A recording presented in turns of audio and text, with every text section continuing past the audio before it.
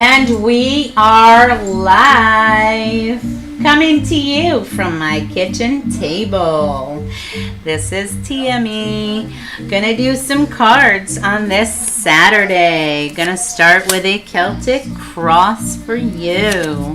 We need 10 cards, so here we go. Gonna try to fit them all in on the screen. It's not gonna be necessarily in order, so that you know all the cards are there. I just want you to be able to see them.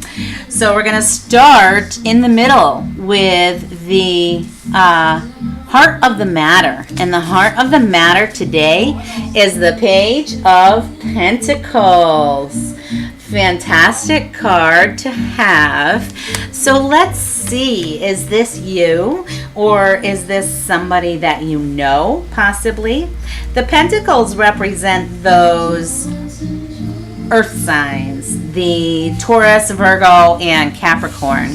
So the page specifically is about stylish manifestation and financial opportunities.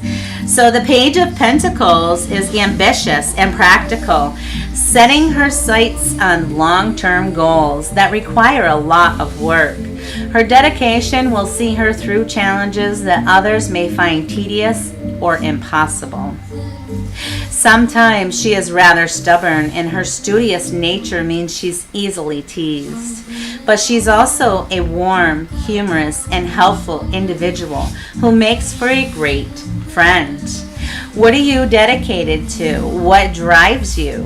Having something that you can devote yourself to can help guide you through life. Is it something concrete, a principle, or a purpose? Life is full of wayward paths where we can get lost, or they may lead us to harm. Knowing your guiding star can make that journey less confusing. Find your compass, set high standards, and make a commitment. All right. That's the heart of the matter. You have to find your compass. Let's see what's blocking us. Oh my goodness, it is self-imposed restrictions with the 8 of Swords. So whatever is blocking you from finding your compass and setting high standards and making that commitment is self-imposed. So surrounded, the Fool feels victimized, powerless, and trapped. She may be in a situation that feels inescapable. Her lack of agency makes her situation worse. She gives up any opportunity to make it better. What binds her is self-imposed. If she removes the blindfold that prevents her from recognizing her power and taking responsibility, she could escape this dire situation. Wonderful. Remove that blindfold. You have everything you need inside you. Do not impose with those self-imposed restrictions. We're looking to find our compass. What from the past is contributing to this? Our star. Major Arcana, number 17. Amazing. Our star stands for hope. So in the past, there has been hope, and there's always plenty with the star as well. The star is spirituality and renewal, serenity and optimism.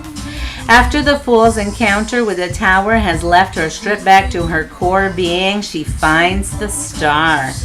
It is here, even in the rubble of broken systems and clear delusions, that she recognizes all she is blessed with. She is filled with a deep faith that she has all she needs within herself to find fulfillment. The star knows that the core of her humanity, her spirit, is untouchable. So in the past, you have been the star. You always cultivated that optimism and you brought your light to the situation. Now, with these self-imposed restrictions, we're trying to find our inner compass, and it's not going far. Let's see right now what the current situation feels like. The current energy, is the Nine of Wands. Okay, so this is how you're feeling right at the moment. Okay, so those wands stand for the fire signs, and the Nine of Wands in specific is courage and perseverance and resilience. Trials and tribulations have defined the wand. And the Fool is bruised and battered from strain. Exhausted and humbled, he stands with great determination. Pure willpower and perhaps stubbornness have gotten him this far. This card is about establishing and protecting your boundaries. A line has been drawn, and the Fool has defended himself to both great success and great cost. Okay, so looks like you're resilient here and you have passed the test of faith. Let's get you through this. What is going to happen in the future? We are looking at the Eight of Cups. Cups represent our love and our emotion. They also represent those water signs. And in the Eight of Cups, we have walking away. The Fool has surmounted the escapism of the Seven, but she quickly finds she has made the wrong choice. Originally, this path brought her happiness, so she invested herself wholeheartedly. However, she is disappointed at the outcome. Regardless of how much she tries, she still feels empty. Though painful, she knows that she must leave it behind to find that true happiness. Yes, I love it. Something that may be hidden to you right now is the Emperor. Wow, major arcana, and he comes after the Empress. He is number 4. And the Emperor is our ability to structure, organize, protect, and create stability. He does this through developing rules and systems, fostering discipline, creating boundaries, honoring values, and ruling with authority. As such, he accomplishes all his tasks with fearsome efficiency. He is also a protective figure who is unafraid of conflict and will defend his borders without hesitation. You may be surrounded by chaos, but harnessing your inner emperor can help you bring a sense of calm. How can you become more assertive and stand up for yourself, your values, and your beliefs? Either at work or within relationships. What in your life needs organization and discipline? Oh my God. Of course, I have that going on. Of course, just because I'm doing a live, so I had to shut the window. Okay, I'm back. Harness your inner emperor. How can you stand up for yourself, your values, and your beliefs, either at work or within relationships? What in your life needs organization and discipline? What areas could benefit from a firm hand? All right, so that may be something hidden that you don't know about, but you definitely have the ability to create structure and process. It is time to get disciplined. And the next card is how you feel and how it affects the whole situation. Amazing! This is the current energy from you. Major Arcana number 21, the World. It doesn't get any better than that. The World is joy and reward and accomplishment. Finally, the Fool reaches the world and feels complete. This is where the boundaries between self and other, emotion and action, identity and world come together as one. She has found success in whatever form she has defined for herself and lives her life authentically. While the Fool revels in this stage, she knows that this cannot be the end, for life is made up of many cycles. How wonderful. Your outlook is strong and you have the abilities to find your inner compass.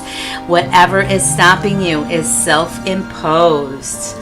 All right, next card is what environment this whole situation is taking place in. Yet another major arcana, the Chariot, number 7. So the whole environment is movement, is what the Chariot immediately says. Control, willpower, victory. Awesome. At the core of the Chariot card is grit, perseverance, and focus. The Fool must now walk the path that he has determined for himself. He has learned from the Lovers about his two opposing natures, which now must work together to pull the Chariot forward. The Charioteer must remain focused, take control of the situation, and ensure that he reaches his goal. This card gives the impression of a strong intent and willpower. When you have a goal in mind, but it seems difficult to reach, how do you deal with it? The Chariot asks you to call upon your determination to see it through. The greatest victory is not whether or not you achieve that goal, but the journey that it takes to get there. I love that for you. Amazing. Okay, so now we have 2 cards left. This one is any hopes and fears. So something you desire or something you do not want. Oh, we have the 3 of Pentacles. Of course you want the 3 of Pentacles. It's all about collaboration, teamwork, and learning. When the Fool reaches the 3 of Pentacles, she sees that others are struggling too, and she has a brilliant idea. What if she was to work together with them? Though everyone is capable alone, this card embodies the lesson that best things are not built in isolation, but with the collaboration of many people with different outlooks and skill sets. Fantastic. All right. Last but not least, the overall theme or advice for this spread is the 4 of Swords. Amazing. Because the 8 of Swords restricts you. So now we have the 4 of Swords as a theme. So in specific, the 4 of Swords is relaxation, recovery, and rest. So the Fool knows that she cannot go further without a time of retreat and recuperation. She has faced a lot of pressure, grief, and sadness from a traumatic event or chronic stress. The 4 of Swords is a time of healing, self-protection, and self-care. In the quiet of solitude, she finds sanctuary. She must conserve and replenish her energy to prepare for what comes next. Stress arises from feeling that everything is urgent, which isn't always true. What stresses are you facing at work, home, or elsewhere? What do you need a break from?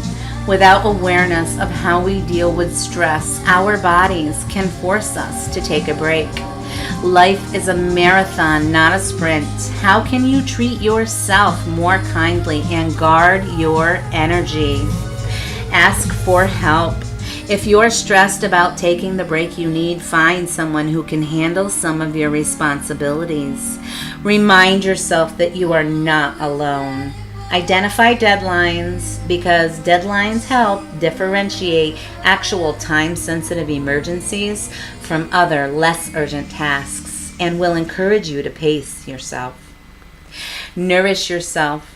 Find space in your busy schedule to set down a weekly self-care routine, whether that means taking a long bubble bath or a walk through the woods.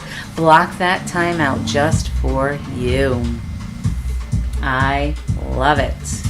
All right, there you go. You have it. I hope you have a fantastic day. This was a whole lot of fun, and we'll see you next time.